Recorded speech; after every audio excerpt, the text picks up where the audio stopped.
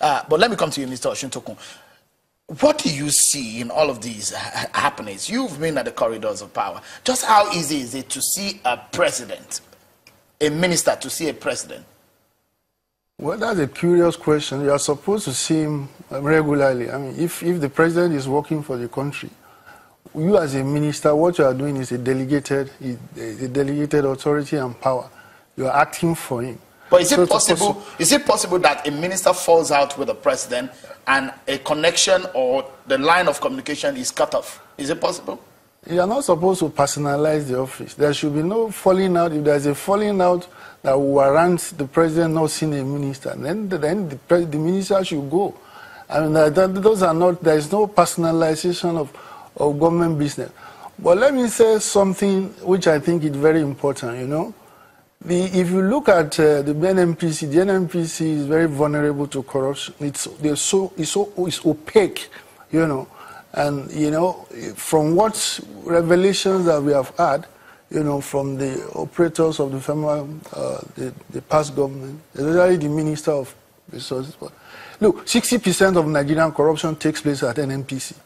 It has been my contention that anybody who wants to seriously address corruption in Nigeria should privatize NNPC. The government should completely be absolved of management of that place. You get the tax or royalty or whatever at the end of the day.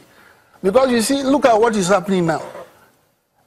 Look, if Mr. Kachukwu can put what he has put into writing, then look, the implication is that what is really happening is 20 times worse. Are you worried when it was removed at first? Of course I was. As the GMD? Yes, of course I was.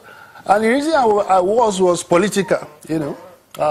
Political in the sense that, look, I thought that part of, you know, a political sensitivity, right? If I were the president, political sensitivity for me would require me to appoint somebody from that region as the GMD of NNPC. From the southeast or from the south? Yeah, from the north. That is me. Do you think there is nepotism happening?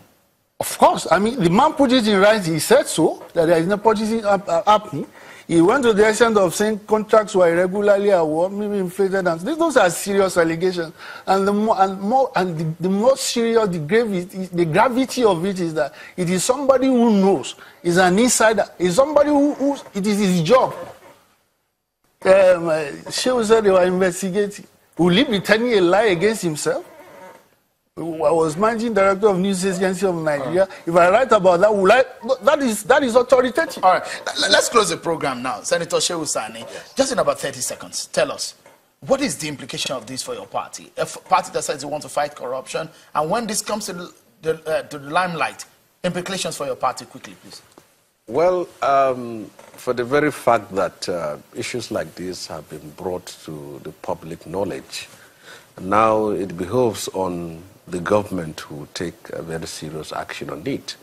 And it is not about, the problem is not about the issue coming to spotlight, is whether an action will be taken on it or not.